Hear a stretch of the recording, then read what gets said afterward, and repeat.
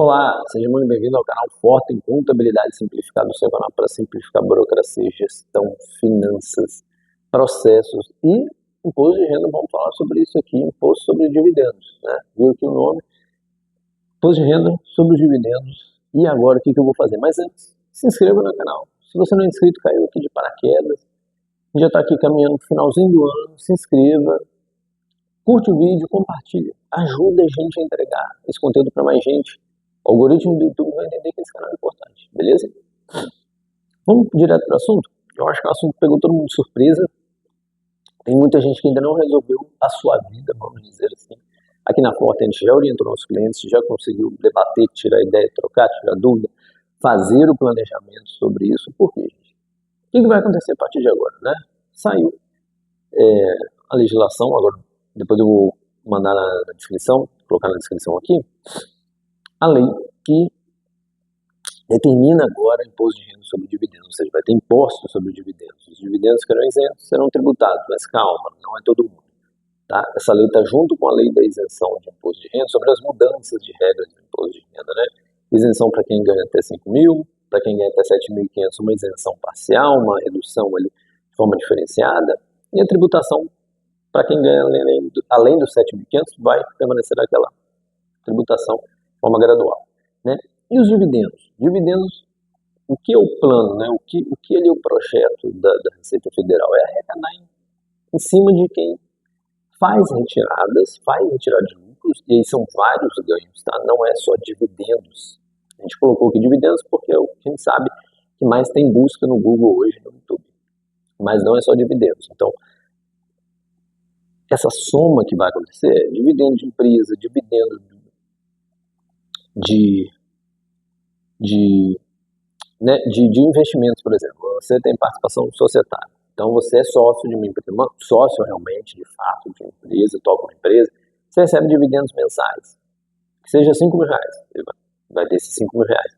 Mas você tem investimento em ações, que pagam dividendos mensais, mais 1.000 reais por mês, então 6 mil reais.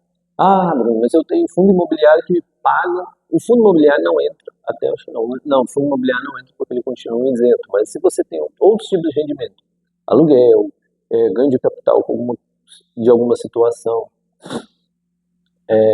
e, cara, são vários, é uma lista enorme, tá? Uma lista enorme de coisas que podem gerar esse rendimento. O fato é, se você recebe acima de 50 mil por mês, ou para ser até mais conservador, eu diria, a partir de 50 mil por mês em renda isenta, ou seria isenta, né, na renda de dividendos ou rendimentos, você vai ter que recolher imposto de renda. Então ele começa ali com 5%, até 900 mil, 50 mil ali, né, que você receba. Ele começa gradual, mas pode chegar a 10% caso você receba ali coisas acima de 1.200.000 por ano, ou seja, acima de 100 mil por mês, tá? Então, se você recebe 50 mil por mês, isso, gente, não, o que a Receita diz é o seguinte, isso não vai ser pago de forma imediata. Vai, né? É porque quando eles lançam, dizem que não vai ser pago de forma imediata, mas vai. Por quê? A empresa vai ser obrigada a fazer retenção no mês. Então, vai te pagar 50 mil, ela retém, tá? A porcentagem ali. Quando 50 mil pode variar até 5 mil, vão ter cálculos de deduções, vão ter algumas deduções que podem ser feitas ali já no cálculo. E aí, quando você declarar o imposto de renda no ano seguinte, ou seja, em 2027, o ano base 2026, você vai declarar tudo isso que você recolheu, ou que foi recolhido pelas empresas, né? E ainda pode ser que você tenha restituição ou não. Talvez você tenha que pagar mais, talvez tenha restituição. Então, vai funcionar do mesmo jeito que funciona do que é trabalho tributável, né? Do que é renda tributável. Bruno, mas se eu recebo no mês 50 mil, nos outros não, cara. É no mês que você recebeu, tem que ter retenção. Vai ter que ter retenção, independente do final do ano. Porque pode ser que você tenha retenção só em um mês, e no decorrer do ano você não tenha mais. Ou seja, quando tiver o somatório do ano e for menos de 600 mil de rendimentos, de dividendos, distribuição de lucro, tudo mais, você, quando for declarar, você vai declarar que pagou o imposto a mais. Então, você vai ser restituído esse imposto. Beleza? Funciona como se fosse uma antecipação, gente, de imposto, realmente. Você antecipa, Depois confronta com a Receita ali, né, faz a sua declaração.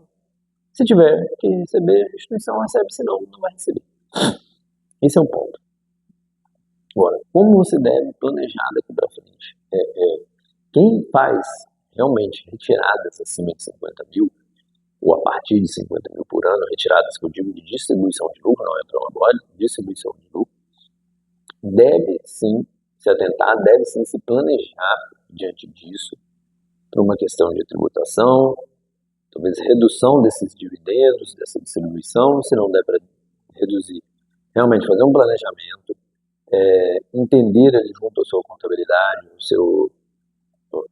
uma consultoria que você tem ali contratada, para poder ajustar para que isso seja realmente menos oneroso para quem precisa ser, né? Porque é fato que ninguém quer pagar impostos além do que já paga nas empresas, mas é uma legislação e determinação e a gente não tem muito para onde fugir, certo? Então o que a gente precisa entender é fazer o planejamento, seja com abertura de holdings, de participação societária, seja com, acredito eu, que a abertura de CNPJ, pelo que eu já discuti até com outros colegas, especialistas, e estudando muito bem o que está sendo desenhado, não vai adiantar você ficar abrindo vários CNPJs, porque tudo se soma. Holding pode ser uma saída, mas também precisaria de uma holding para cuidar de assuntos pessoais seus, e isso também talvez não se encaixe muito bem da forma tributária ali. Então, tem que ser feito um planejamento. A partir de janeiro, você pode começando já um planejamento agora e fazer algumas mudanças. Tem toda a questão de você deliberar, né, através de ata, fazer uma ata justificando os valores que vão ser distribuídos, podendo ser corrigido isso no fechamento contábil. Então, deixar bem claro na ata que isso pode ser corrigido no fechamento contábil lá até março, final de março, final de abril, que ali é a data contábil, né, quando você tem o prazo. A lei das SAs até determina isso. Então, você tem esse prazo, mas já deixe tudo amarrado, já deixe tudo pronto para você não ter surpresa no futuro. Se você não faz, agora, para quem não faz, mas eu não faço distribuição nesse valor, no máximo que eu faço a distribuição é de 10 mil, 20 mil um mês, ou 10 mil em outro, ou às vezes nem faço no mês, eu deixo somar e fazer um determinado mês. Se você deixa para fazer, somar e fazer determinado mês, eu sugiro você fazer alteração contratual, passar a fazer essa distribuição mês a mês. Nem você pega o dinheiro e guarda, porque você, eu só gosto de distribuir no final do ano para viajar com a família, para fazer reforma na minha casa, e sei lá, não faça isso, porque se você deixar para distribuir em dezembro ou em janeiro, no ano seguinte, e não fez a ata, não amarrou, deixou tudo bonitinho, certinho, para você ter uma isenção, porque olha só, quem fizer essa ata que eu disse agora há pouco, vai poder ficar isento de recolher imposto sobre essa distribuição de lucro até o final de 2028, ou seja, você ganha 3 anos de prazo para distribuir lucro, beleza?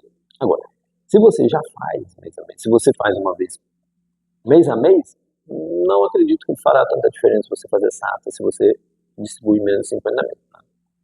Agora, se você faz só uma vez por ano e distribui para cada sócio, deu lá 500 mil de lucro, são 2 sócios, 250 mil para cada um, e pum, paga, faz lá o Pix para cada um em janeiro, cara, você vai pagar, tem um baita de um imposto de renda aí, tá? E aí não adianta, mas eu não vou fazer mais durante o ano, não importa, você vai pagar ali, vai ficar sem esse dinheiro em caixa, sem esse dinheiro no seu bolso, e só vai recuperar ali no ano seguinte. Então assim, faz bem o planejamento, altera o que precisa alterar, amarra do jeito que precisa amarrar, para você sair menos lesado possível. Se precisar de ajuda, clica no link que está na descrição, conversa com o nosso consultor, a gente senta, conversa, analisa qual é o seu caso, te direciona no melhor caminho. Beleza? Gostou do vídeo? Foi útil para você? Curte então e compartilhe. Envie para mais pessoas.